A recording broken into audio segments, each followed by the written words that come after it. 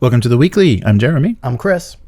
And this week on the holiday edition of the Weekly, UK copyright reform. This is all like bad holiday news. Okay. Vallejo strike, Wyrmwood layoffs, and let's end on a happy note with Doomsong. That doesn't sound happy. No.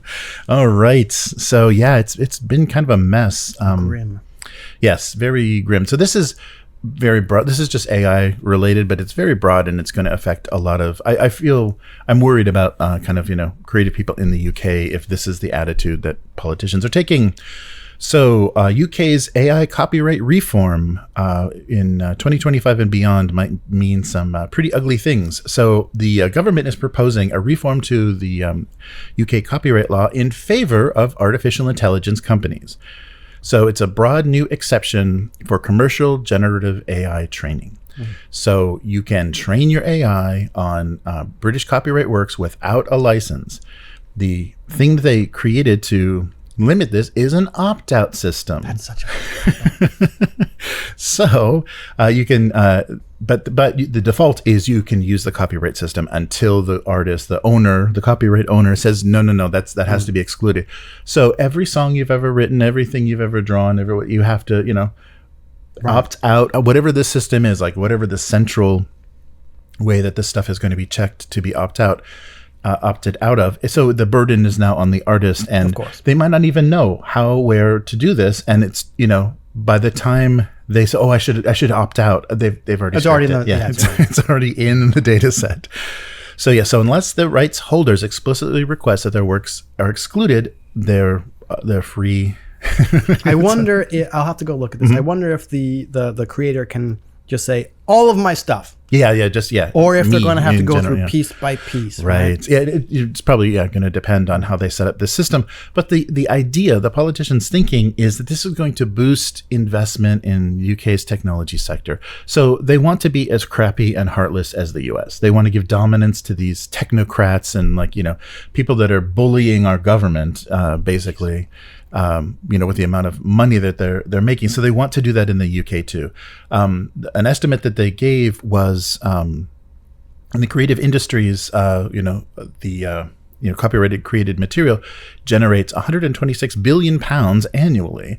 So to kind of destroy that, to dismantle that by letting people just copy it endlessly is pretty brutal. So we have a quote here from Lord Valence of Balham. I don't know if he rides a lightning stallion, the science minister. He's saying this is going to promote an innovative AI industry in the UK.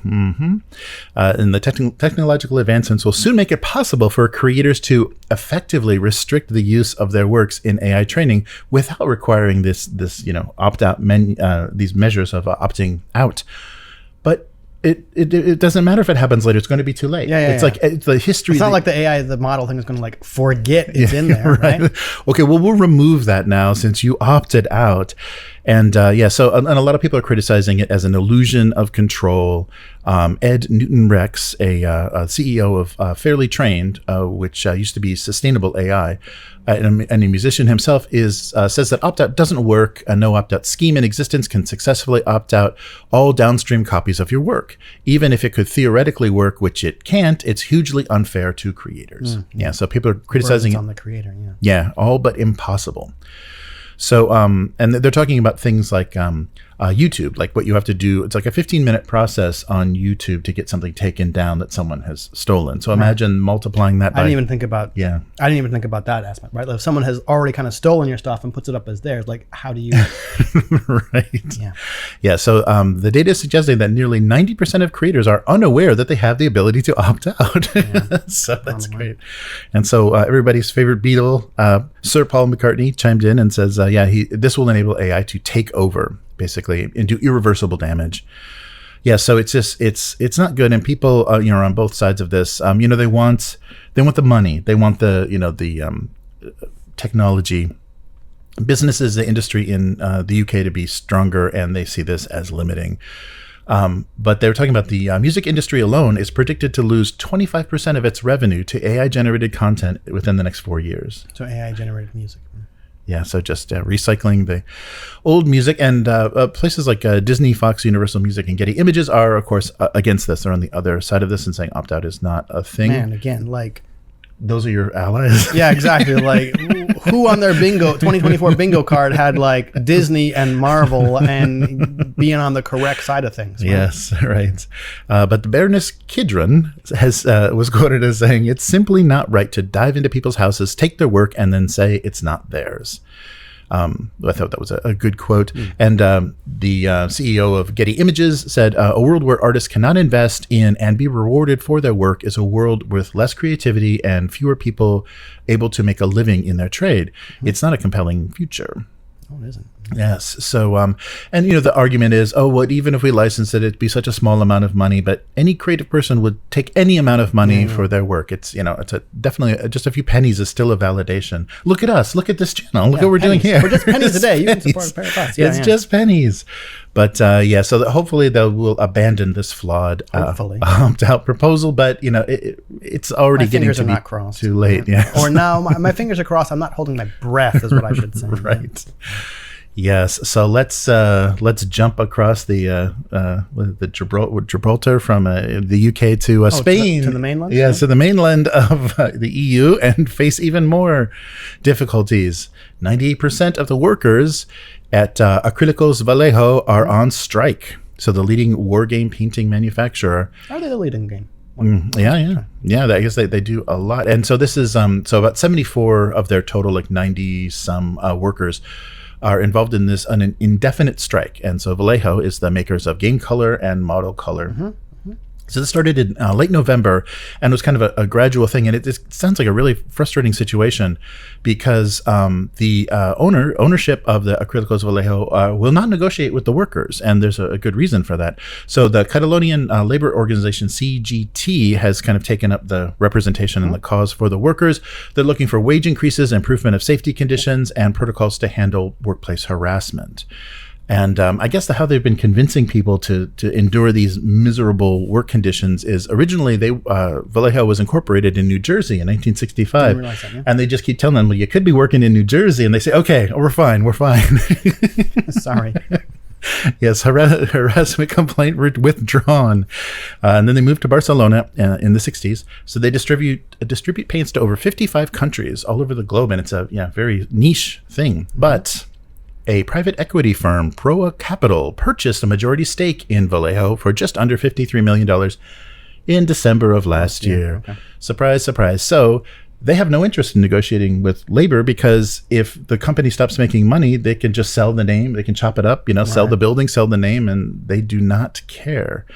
So a YouTuber, Hellstorm Wargaming, was kind of following this situation and was talking about the workers themselves make right around the Spanish minimum wage, which was recently increased, and it's not an hourly wage; it's a daily wage. So but it's just under $40 US a day.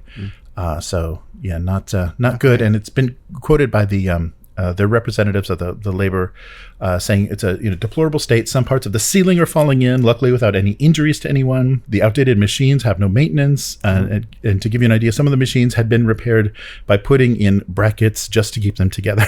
Wow, okay.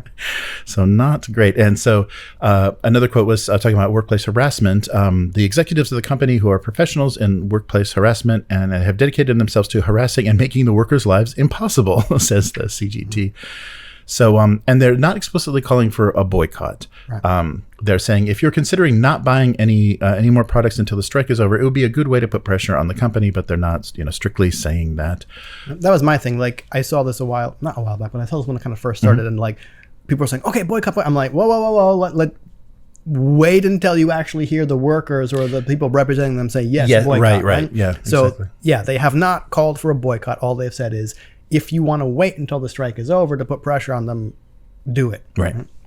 Yeah. And so Patricia Perez, who's the member of the CTG and president of the committee working with the workers, say originally they started a partial strike. So they had 16 days of partial strike that started December, but by December 11th and 12th, it gave way to total stoppages because it was having no effect. And they said they're not getting information. The company is not giving them any information which they are entitled to as representatives of the workers. So there's just no negotiation because no information is being exchanged at all. And it's very, very frustrating. So it seems like the investment group has abandoned the facilities. Basically, there's been no maintenance. Things are in terrible work. So calling them deplorable work environment.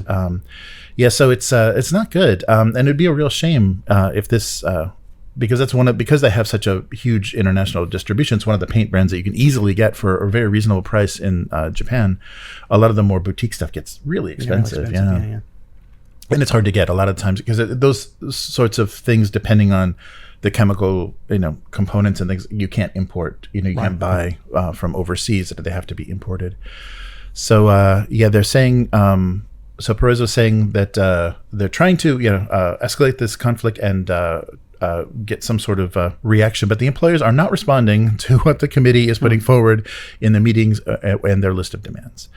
So. Yeah, let's hope for the best. Hope there's some sort of resolution. Next year might be a shortage of Vallejo paint. Yeah. If they totally just break this thing apart and sell it off. Whatever. I hadn't really considered that, but yeah. Yeah, so that's too bad. That's a real, and they're just all the kind of new. Their new kind of express paints or speed paints and stuff. There's a lot of interesting stuff. That was probably what was making their life even more miserable is the other chemicals that they started adding to. Their new styles of paints. All right. Well, more good news. Wyrmwood. Good. Yep, okay. I think back in the U.S. now, Wyrmwood lays off 50% of their employees. So, gaming, furniture, and accessory maker Wyrmwood laid off nearly half of its staff. And they did an odd thing where they posted a video of them telling okay, so everyone that is here in this room has not been laid off. Yeah, still has a job. Yeah, you guys are our pals, and let's explain the situation and what's going on. But I think kind of publicly airing that stuff, and the camera kind of walked in behind the CEO. It was like a whole weird way to present it. And they're just like kind of standing in the warehouse looking depressed. But they're going to cut. They're cutting staff from 170 employees to 90, and this is a response to declining sales and order backlog. So CEO Doug Costello was on a video explaining this, and didn't really explain it. Yeah, comfort people very well. They got nearly 1,000 comments on this YouTube video, and I don't know what they were thinking with airing their stuff. I don't know, But they were during the COVID-fueled high of their business, making $30 million a year in annual sales. That's dropped to about $50 million a year, and their order backlog has nearly has gone from a year and a half to about 2 weeks. So the orders just aren't coming in. But the CEO was thinking, okay, maybe this is a good thing. Shorter backlog means that we can be you can get your stuff faster. We'll be on your order faster. It'll be increased better service for our customers. And then he said, well, I guess that wasn't the case. So they're a direct to consumer company. They don't distribute, at furniture shops or anything, these very, very niche, very boutique kind of things. They've done many Kickstarters though, and they were in the top 10 Kickstarters, back in the day. Well, okay. I just saw the most popular product is the Wyrmwood modular table, which starts at $2,399. That's without cup holders. That's the basic model, right? Yes. I'm sorry. If your one basic unit is $2,400. Yeah. How could you not be in the top 10 of Kickstarter? Because all it does is look at your total sales, right? Right. Heck, I could make a single product for $10,000, right? Yep. And if somebody buys it, bing, I'm top of the You're in the sales, top right? 10. Yes. I don't know. So an odd decision to post this video talking about this, because I don't think people have a lot of sympathy. They had to look at this business model and say, eventually all the whales that play tabletop games in person are going to own one of these tables, and that's it. There's no more market. It's not and especially with the younger players entering it using D&D Beyond, you're not going to need a $4,000 table to play D&D Beyond on. So, but you want one. Yeah, you might want one. Yeah, so it's and eventually, I think people do grow up and say, maybe I want some real furniture. I don't want some furniture that kind of looks like real furniture. I think what happens you grow up and then you say, well, I need some real furniture, and then you get old again, and you're like, okay, now I have all this free time to buy that fancy furniture again, right? But I don't. See, as someone who's kind of skeptical of tabletop like accessories, right? Because you don't need them, right? This does seem very niche, and at that price point for like a basic model, like you said, what size and audience do you actually have? Right. And for me, the feeling was it kind of goes against the whole kind of DIY aesthetic, like building your own game table. You're certainly not going to pay like New York Borg or other kind of like OSR thing on this fancy custom built table that you had no hand in building. Yeah. Right? Yeah. Kind of wanting to build your own table. If you're making your own space and you've got this group that would, everyone would love this table. We want to put a TV in it and whatever you want to do. You would want to do that yourself instead of like, well, let's get an estimate. Oh, a 15 grand. Yeah, that sounds good. You get the matching chairs. Yeah, let's do it. It's it kind of takes away from your connection to the. This is a midlife crisis post-divorce purchase. Yeah, right. Yeah, you can get the Porsche or you can get the table. All right, she got the kids. I'm getting myself a Wyrmwood table, right? Sorry for the stereotype there, but I mean, like that's what this strikes me. Right. Yeah. I'm not cutting the ponytail, and we're getting the Wyrmwood. Right, this is kind of like the that Simpsons reference, like, haha, like Milhouse's dad. I sleep in a race car bed. How about you, right? I have a Wyrmwood table. Yeah, well, I have a family that loves me very much that I enjoy spending time with. Right? Sorry. Yeah, I eat Honey Nut Cheerios on my home. Hey man, Honey Nut Cheerios are good, all right? On my Wyrmwood table every morning myself. No, you wouldn't, because you might ruin the finish. Yeah, right. Anyway, I don't know. Yeah, so that's too bad. I mean, but I can't imagine they had some business model that showed, an infinite. The only thing that continues to grow is cancer, man. You're right. Yes. So it's too bad. But it was kind of a silly thing, and during this peak, during this like 5E boom, and then COVID, of course. Right, yeah. How many people? I guess those checks. That's right, the COVID checks, and you're like, they saw those checks come and said, that COVID check paid for what, like a quarter? Of the yeah, table? Right. Yeah, If that? Put your down payment on your. Or it's for celebrities, right? Like Matt said, yeah. Right. Clarion said it's for celebrities. Yeah, right? Right. That's what they were doing. Yeah, it's just giving them to influencers and so everybody. I'm sure giving to them helps pay people's bills, right? Yeah, right. That helped a lot. All right, let's end on a warm, happy holiday note with a Doomsong. I'm happy. Modiphius is launching the. So this was a game that was previously kickstarted, and now Modiphius, they've done with like Death in Space and a lot of other games, is helping distribute the remaining physical copies, because I don't think they're going to do a second printing. So the copies that were produced for the Kickstarter is what they're going to be selling, because they're talking about it's limited in quantity. So of course the PDFs are in infinite supply. But this dark fantasy horror game now is showing up on the Modiphius website. And there's but it was produced because of a Kickstarter. It's produced in a very kind of luxurious way. There's not a regular and a better version. There's just a very nice version of this. So you can dive into the city of Panem, a world on the brink of biblical apocalypse with undead intrigue. So it's its own system. It has its own unique system, and it was kind of fun. The creator was explaining it, and it's basically a single die and a coin. And so failing rolls, and it's the Doom coin. So you can flip the Doom coin.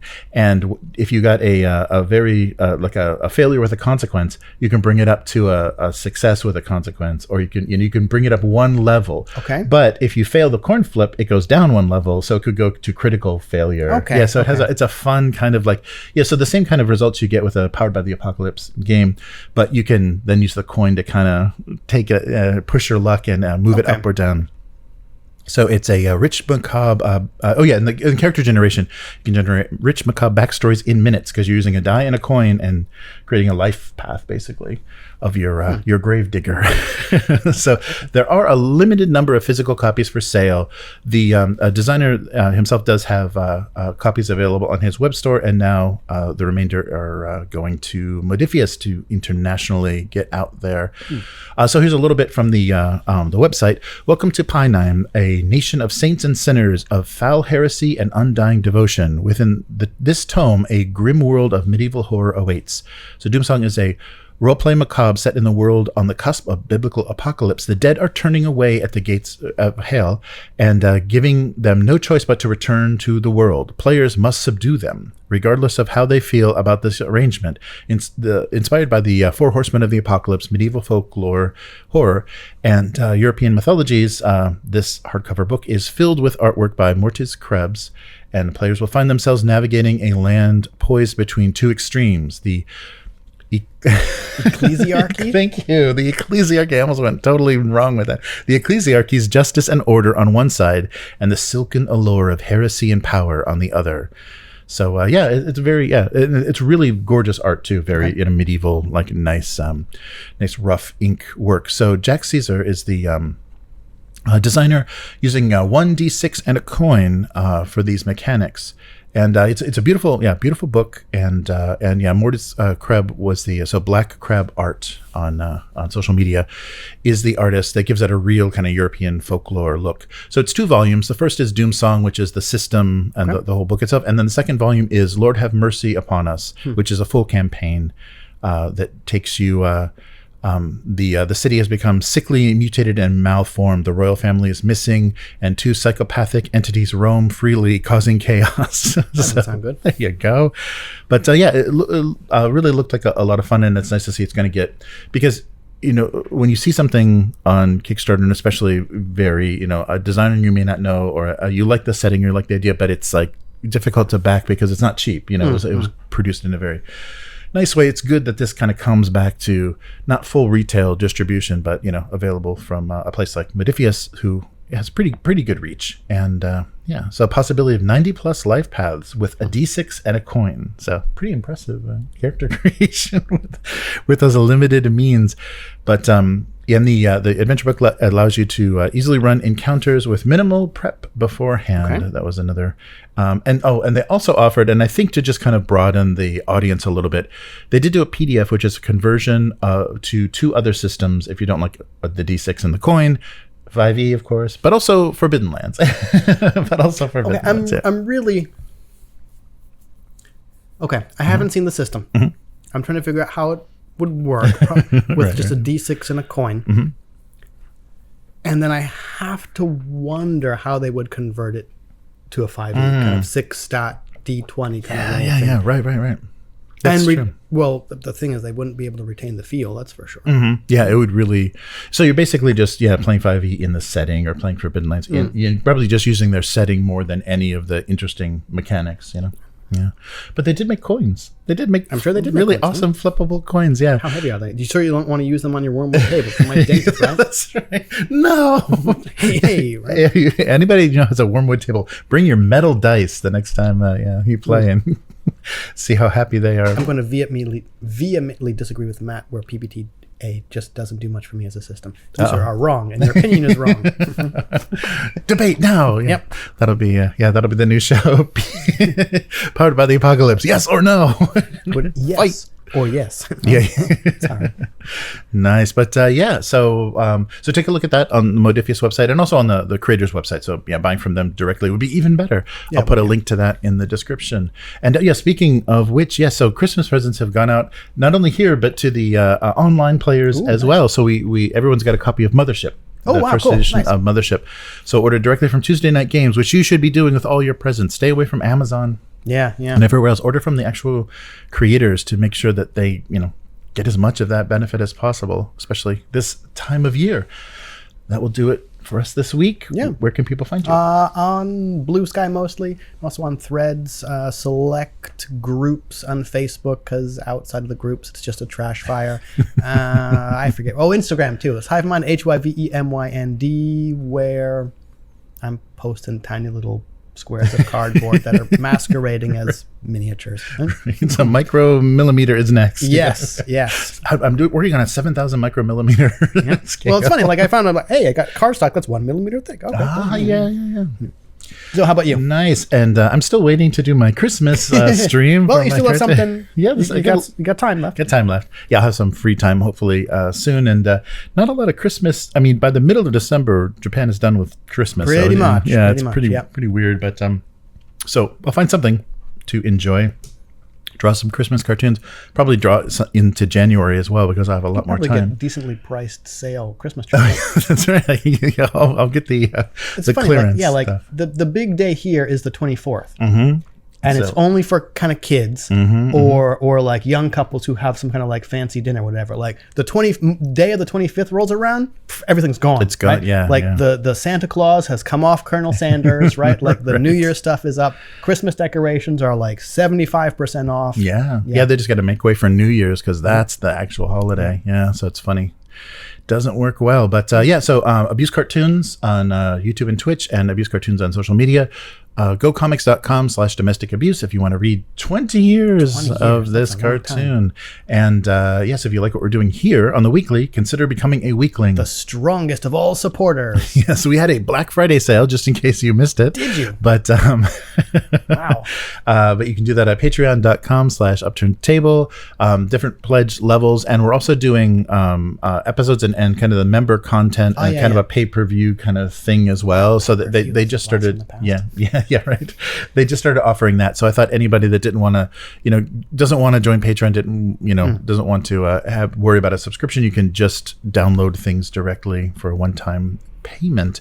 And I'm really trying not respond to that comment right there about more complex and more open. Its moves are supposed to make things narrative and simple, but they feel constraining to me. Oh, wow. we gotta have we're gonna get you guys on Discord. Fight. No, but I think it'd be a fun discussion because I think both you guys have coming from interesting kind of opposite ends of roleplay, Right and stuff. Yeah, right. Evil and good, something like that. I think that would be a fun discussion. Maybe 2025. Yes, in 2025, it'll be a pay-per-view. So Upturned Table on all social media, upturntable.com, and so thank you so much for. This year we got one more. I guess I'll be here around the 25th. Okay, the 7th. Yeah, 27th. Yeah. So we'll get one more in, and stay tuned for Alien Destroyer of Worlds tomorrow. Yes, nice. See you then. Later, mortals. Goodbye.